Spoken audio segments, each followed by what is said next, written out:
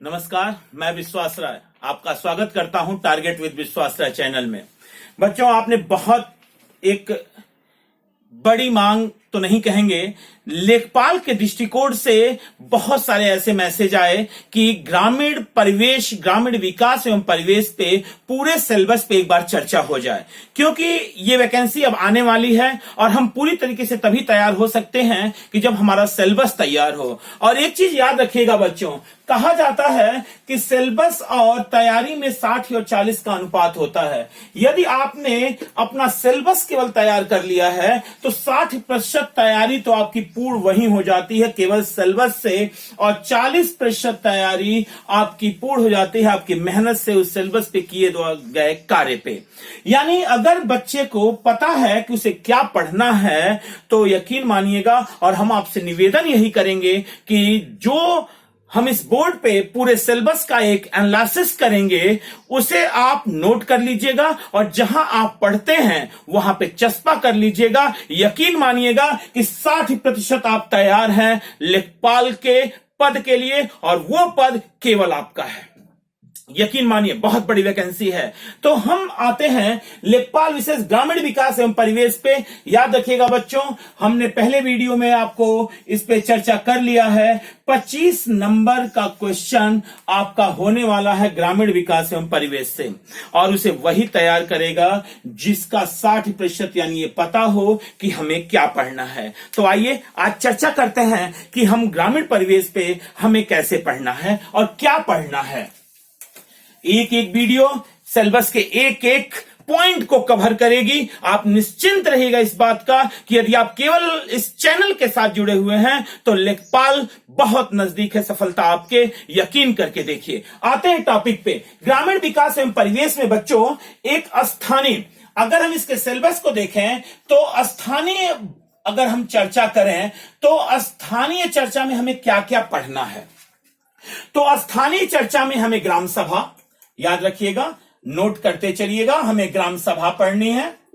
ग्राम सभा के साथ साथ हमें जिला स्तर पढ़ना है, जिला स्तर पढ़ना है।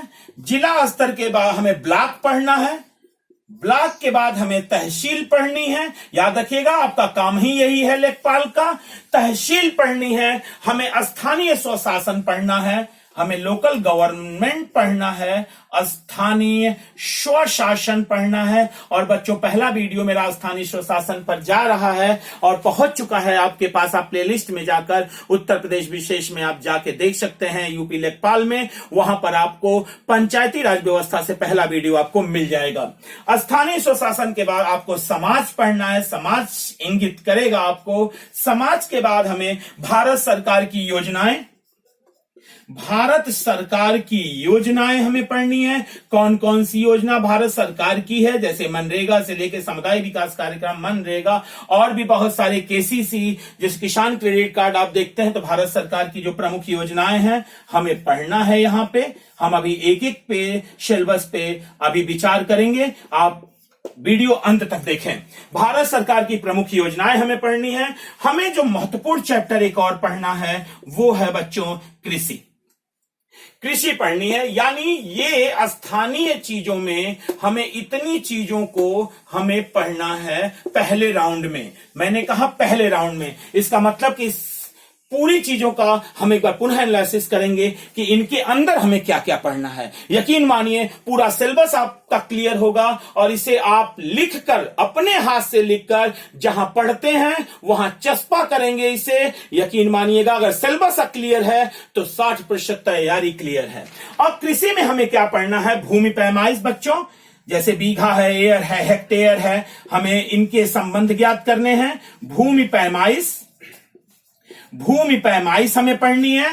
भूमि पैमाइश फसल है, फसल कौन कौन सी फसल, मिट्टी कौन कौन सी मिट्टियां पाई जाती हैं दोनों संदर्भों में, दोनों संदर्भों में मिट्टी, चाहे भारत के संदर्भ में हो चाहे उत्तर प्रदेश के संदर्भ में हो। पशुपालन, पशुपालन हमें पढ़ना है कृषि के अंतर्गत। पशुपालन के बाद सिंचाई, यानी सिंचाई कैसे होती है, तो हमें पढ़नी है सिंचाई, नहरों के द्वारा, नलकूपों के द्वारा, इस तरीके से। तो बच्चों पुनः हम एक बार आपके इस सिलेबस पे आएंगे। हमें ग्राम सभा पढ़ना है, क्योंकि आपका वही मुख्य कार्य बिंदु है कि किस स्तर पर हमें मुख्य कार्य बिंदु निभानी है। तो ग्राम सभा स्तर पर, जिला स्तर पर, ब्लॉक खंड स्तर पर और तहसील स्तर पे हमें पढ़ना है क्या होते हैं।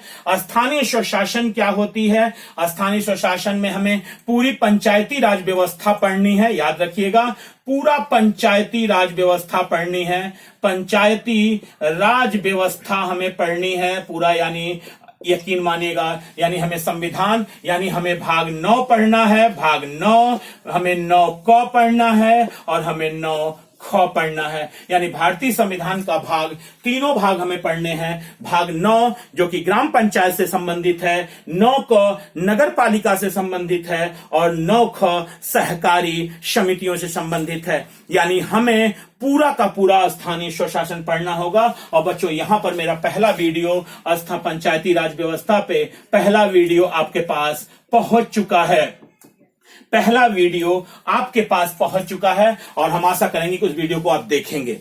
यानी और उसके बाद हम समाज पे आएंगे, क्योंकि समाज ही मुख्य दर्पण होता है। समाज को इंगित करेंगे। भारत सरकार की प्रमुख योजनाओं पे आएंगे। जैसे मैंने कहा, समुदाय विकास कार्यक्रम कब लागू किया गया, केसीसी योजना कब आई थी, इस तरह से मनरेगा कब आया, नरेगा कब आया, नरेगा का नाम मनरेगा कब बदल के रखा गया। यानी हमें भारत सरकार की प्रमुख योजनाएं जो कि ग्रामीण विकास एवं परिवेश से हैं, हमें इन्हें लेना है। तो कंफर्म है कि इनके मंत्रालयों पर भी हमें ध्यान रखना होगा, चाहे वो सिंचाई मंत्रालय हो, चाहे कृषि मंत्रालय हो, चाहे मानव विकास मंत्रालय हो। यानी इन मंत्रालयों की कौन कौन सी योजनाएं हैं, हम आपको वीडियो के तहत आप तक देते रहेंगे। आप इस चैनल को सब्सक्राइब करना ना भूलें। यकीन माने कि यह पद केवल आपका है। और इसके बाद हम कृषि पे आते हैं। कृषि, हाँ, ये बहुत ही महत्वपूर्ण चैप्टर है, बहुत ही महत्वपूर्ण चैप्टर है कृषि। और 100% हम आपसे कहते हैं कि क्वेश्चन निकल कर आने वाले हैं। भूमि पैमाइश, फसल, मिट्टी, पशुपालन, सिंचाई, इन पर हमें नजर रखनी होगी। और यकीन मानिए कि ये चैनल आपकी पूरी और पूरी तरह से मदद करेगा इस सिलेबस को प्राप्त करने में।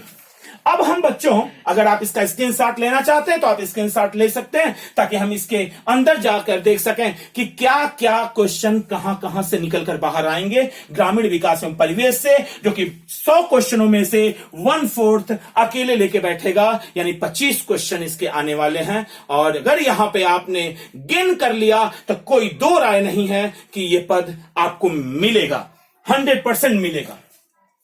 आते हैं टॉपिक पे।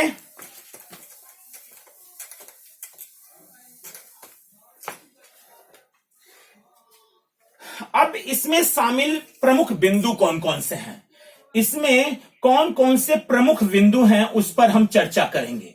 प्रमुख बिंदु कौन कौन से हैं, प्रमुख बिंदु कौन कौन से हैं ग्रामीण विकास एवं परिवेश में, जहां से क्वेश्चन पूछेगा वहां पे हम जो अभी आपने देखा उससे प्रमुख बिंदु कौन कौन निकल कर बाहर आते हैं, इस पे आप एक बार नजर डालेंगे। ग्रामीण विकास, ग्रामीण विकास तो कंफर्म है हमारा अगला वीडियो पंचायती राज व्यवस्था पर ही जाएगा। उसे कंप्लीट करने के बाद हम पहले पे आएंगे ग्रामीण विकास पे। ग्रामीण विकास दूसरा टॉपिक अगर आप लें तो दूसरा टॉपिक है ग्रामीण विकास की अवधारणा। ग्रामीण विकास की अवधारणा, ग्रामीण विकास की क्या क्या अवधारणा होती है, इनकी पहचान क्या होती है, हमें यह देखना है। अवधारणा थोड़ी मेहनत करनी पड़ेगी बच्चों। ग्रामीण विकास की अवधारणा के बाद भारत सरकार के कल्याण कार्यक्रम, भारत सरकार के कल्याण कार्यक्रम, भारत सरकार के कल्याण कार्यक्रम, भारत सरकार के कल्याण कार्यक्रम, भारत सरकार के कल्याण कार्यक्रम, यानी जितने कार्यक्रम भारत सरकार के हैं वो उन सारे कार्यक्रमों पे आपको नजर रखनी होगी और वो हम आपको प्रदान करेंगे। अगले पे आते हैं कृषि एवं ग्रामीण विकास के लिए नीतियां। कृषि एवं ग्रामीण विकास के लिए नीतियां, कृषि एवं ग्रामीण विकास के लिए, कृषि एवं ग्रामीण विकास के लिए, कृषि एवं ग्रामीण विकास के लिए नीतियां, विकास के लिए, कृषि एवं ग्रामीण विकास के लिए नीतियां। हमें कृषि और ग्रामीण विकास के लिए नीतियों पर हम चर्चा करेंगे। साथ ही आजादी के बाद भारत में ग्रामीण विकास के कार्यक्रम, आजादी के बाद, आजादी के बाद आजादी के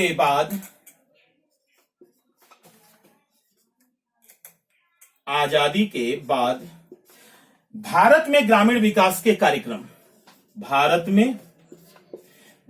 में ग्रामीण विकास के कार्यक्रम, ग्रामीण विकास के कार्यक्रम, यानी यहां पर कृषि और ग्रामीण विकास के लिए नीतियां, यहां पे हम पढ़ेंगे कि आजादी के पहले और आजादी के बाद, और यहां पे मुख्यतः हम फोकस होंगे कि आजादी के बाद भारत में ग्रामीण विकास के लिए कौन कौन से कार्यक्रम तैयार हुए। जैसे मैंने आपसे कहा था कि 2 अक्टूबर 1952 पहला हम सामुदायिक विकास कार्यक्रम हमारे प्रथम प्रधानमंत्री पंडित जवाहरलाल नेहरू द्वारा। किसान क्रेडिट कार्ड योजना कब आई? 2 फरवरी 2006 को नरेगा कार्यक्रम चालू हुआ। 2 अक्टूबर 2009 को नरेगा मनरेगा में चेंज हुआ। कितनी सब्सिडी, कितना बजट, यानी हम सब कुछ आजादी के बाद भारत में ग्रामीण विकास के कार्यक्रमों पे हम चर्चा करेंगे। अगले पे आते हैं, उत्तर प्रदेश भूमि संबंधी कानूनी जानकारी, बहुत ही महत्वपूर्ण है। उत्तर प्रदेश भूमि संबंधी कानूनी जानकारी। तो बच्चों याद रखिएगा, ये भी बहुत महत्वपूर्ण चैप्टर होगा, और चूंकि यूपी स्पेशल से है तो आप इसे छोड़कर नहीं जा सकते, बहुत ही महत्वपूर्ण होगा। प्रमुख बिंदुओं में उत्तर प्रदेश भूमि संबंधी कानूनी जानकारी। अगला, उत्तर प्रदेश जोत चकबंदी अधिनियम। उत्तर प्रदेश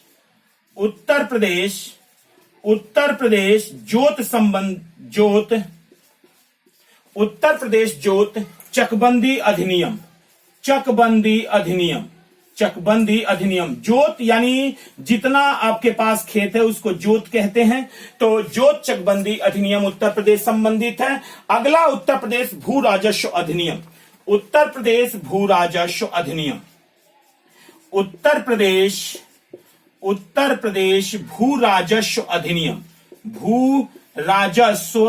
अधिनियम हमें पढ़ना होगा, याद रखिएगा बच्चों। उत्तर प्रदेश भू राजस्व अधिनियम 1901। उत्तर प्रदेश भू राजस्व अधिनियम 1901 बहुत ही महत्वपूर्ण। तीनों टॉपिक आपके लिए होंगे, इंपॉर्टेंट होंगे, क्योंकि यूपी स्पेशल से होंगे, अतः आने की पूरी संभावना होगी। अपने ही सिलेबस से ही उसे निर्धारित करेगा। आपने 8 बिंदु अभी देख लिया है। पहला है ग्रामीण विकास की अवधारणा, भारत सरकार के कल्याण कार्यक्रम, यानी हमें पता होना चाहिए। और कृषि और ग्रामीण विकास के लिए नीतियां क्या होंगी। आजादी के बाद, याद रखिएगा, आजादी के बाद भारत में ग्रामीण विकास के कार्यक्रम कौन कौन से होंगे। भूमि संबंधी कानूनी जानकारी उत्तर प्रदेश की, जोत चकबंदी अधिनियम और भू राजस्व अधिनियम उत्तर प्रदेश का, जो कि बहुत ही महत्वपूर्ण टॉपिक होगा। अगर आप चाहें तो इसका स्क्रीनशॉट ले सकते हैं ताकि हम आगे बढ़ सकें।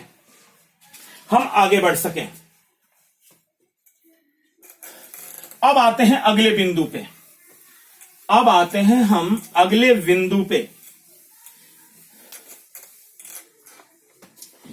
अगले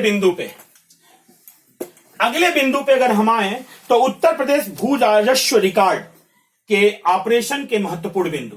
उत्तर प्रदेश भू राजस्व ऑपरेशन के महत्वपूर्ण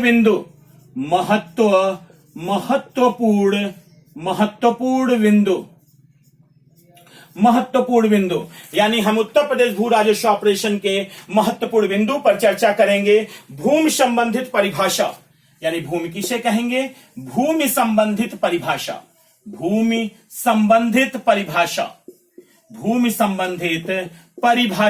यहां पर भी हम आके रुकेंगे कि भूमि संबंधित यानी भूमि की परिभाषा क्या होती है। हम महत्वपूर्ण बिंदुओं पर चर्चा कर रहे हैं। सिलेबस पहले बोर्ड पे आपने देखा था, उसके बाद उसी को हम तोड़ रहे हैं कि कहां कहां से प्रश्न आने वाले हैं आपके पास। अगला, भूमि दस्तावेज या भू राजस्व अभिलेख। भूमि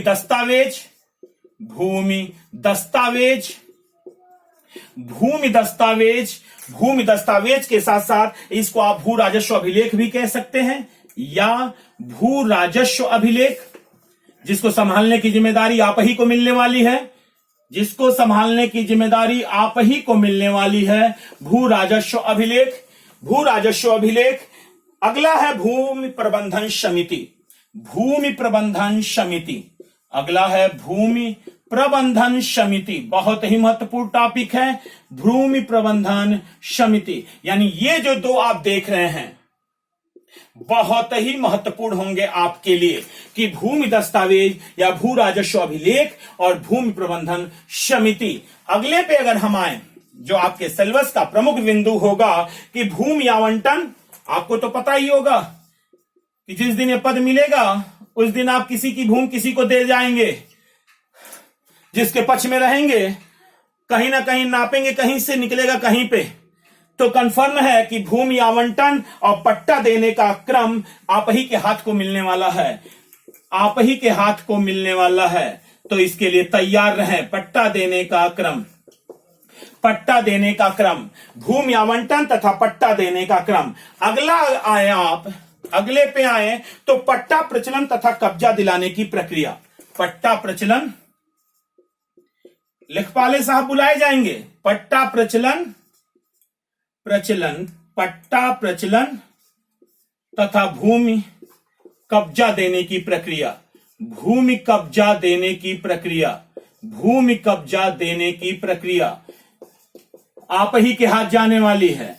और याद रखिएगा सिलेबस में भी है पट्टा प्रचलन तथा भूमि कब्जा देने की प्रक्रिया। अगला आवास आवंटन, आवास आवंटन, आवास आवंटन, आवास आवंटन और इसके साथ ही पट्टा का तरीका एवं क्रम। पट्टा का तरीका, पट्टा का क्या तरीका होगा, पट्टा का तरीका एवं क्रम, पट्टा का तरीका एवं क्रम, पट्टा का तरीका एवं क्रम, पट्टा का तरीका एवं क्रम। और याद रखिएगा आपको पता होगा बच्चों कि इसी के तहत धारा 122 ग, धारा 122 ग, धारा 122 ग के अंतर्गत ही ये आवास आवंटन और पट्टा का तरीका एवं क्रम होता है, जो कि गृह निर्माण के लिए जो भूमि आवंटन की जाए। आप ये भी कह सकते हैं यहां से गृह निर्माण के लिए भूमि आवंटन, गृह निर्माण के लिए, गृह निर्माण के लिए जो भूमि आवंटित हो, गृह निर्माण के लिए जो भूमि आवंटित हो, आवंटित हो। तो हमें पढ़ना है और ये धारा होगा आपका कि धारा 122 ग के अंतर्गत होगा, धारा 122 ग के अंतर्गत होगा। आप चाहें तो इसका स्क्रीनशॉट ले सकते हैं और ले नहीं सकते, आपको लेना ही होगा। यदि आप चाहते हैं, सुन लीजिएगा बच्चों, यदि आप चाहते हैं कि लेखपाल का पद आपका पद हो, उसमें से एक पद आपके घर आए, आपके लिए हो, तो ये काम तो आपको करना ही होगा। इसके लिए आप इफ बट का कोई सवाल ही नहीं होता कि आपको इस सिलेबस को लिखना होगा अपने हाथों से, जहां पढ़ते हैं वहां चस्पा करना होगा और वहां मेहनत करनी होगी। 60 और 40 का आंकड़ा पूरा होगा, सफलता आपके हाथ आएगी। इसका स्क्रीनशॉट लीजिए, स्क्रीनशॉट लीजिए। अगले पे आते हैं।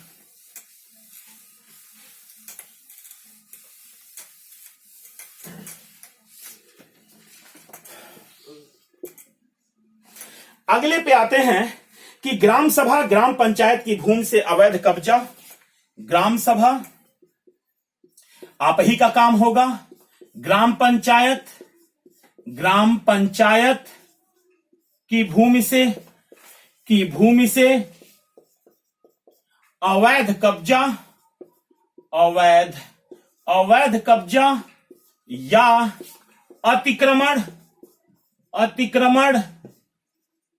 हटाने की प्रक्रिया इस सिलेबस के अंतर्गत ही आएगी।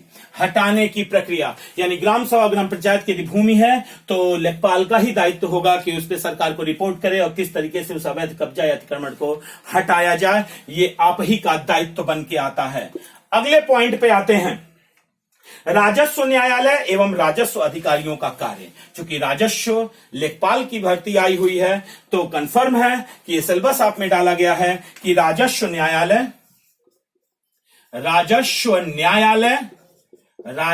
न्यायालय राजस्व न्यायालय एवं राजस्व अधिकारियों का कार्य, एवं राजस्व अधिकारियों का कार्य, राजस्व अधिकारियों का कार्य, अधिकारियों का कार्य, राजस्व अधिकारियों का कार्य। यानी हमें पढ़ना होगा राजस्व न्यायालय को भी और राजस्व अधिकारियों को भी पढ़ना होगा कि इनका कार्य क्या क्या है। और लास्ट जो पॉइंट है इस सिलेबस का, उत्तर प्रदेश विकास प्राधिकरण नियमावली आपको पढ़नी होगी। उत्तर प्रदेश विकास प्राधिकरण, उत्तर प्रदेश विकास प्राधिकरण नियमावली, उत्तर प्रदेश विकास प्राधिकरण नियमावली 1977 बहुत ही महत्वपूर्ण याद रखिएगा बच्चों, ये भी आपका बनेगा। यानी हमें उत्तर प्रदेश विकास प्राधिकरण की नियमावली 1977 भी पढ़ना पड़ेगा ग्रामीण विकास एवं परिवेश के सिलेबस के अंतर्गत। तो बच्चों ये रहा आपका पूरा सिलेबस, ये आपका पूरा सिलेबस है और यही हमें पढ़ना है और हमें यही पढ़ाना है। तो हम आपसे स्पष्ट कहना चाहेंगे कि आपको यहां पर ज्ञाता नहीं बनना है, पीएचडी नहीं करनी है। हमें लेखपाल पद से हमें एक पद चाहिए, क्षमा करें, हमें लेखपाल पद में एक पद चाहिए। इसलिए हमें केवल अपने सिलेबस पर ही केंद्रित रहना है। 4 विकल्पों में मुझे एक विकल्प आना चाहिए। और यकीन मानिए इस चैनल के साथ जुड़ जाइए, और इस चैनल के साथ जुड़ेंगे तो हर वीडियो आपको समय से मिलेगा और हर टॉपिक पे मिलेगा। और यकीन मानिएगा कि कोई भी क्वेश्चन यहां से बाहर नहीं जाएगा। अब इससे ज्यादा तो मैं कुछ कह नहीं सकता। या तो अभी विश्वास करिए या एग्जामिनेशन हो जाने के बाद भी इस चैनल को विश्वास करिएगा। अब आपके हाथ में है कि कब आप विश्वास करते हैं। तो आशा करते हैं कि इस पूरे सिलेबस को आप अपनी कॉपी पे लेंगे, जहां पढ़ते हैं वहां चस्पा करेंगे, इस सिलेबस को रोज देखेंगे। याद रखिएगा, देखेंगे नहीं निहारेंगे, लुक और सी में अंतर होता है। तो देखेंगे नहीं, इस सिलेबस को हम निहारेंगे ताकि सही समय पर हम इसका पूर्ण तरीके से इस्तेमाल कर सकें। तो आज के वीडियो में केवल इतना ही। पुनः मिलेंगे अगले वीडियो में राजस्व के लिए, लेखपाल के लिए स्पेशल वीडियो, हर टॉपिक पे वीडियो के लिए। तब तक के लिए जय हिंद।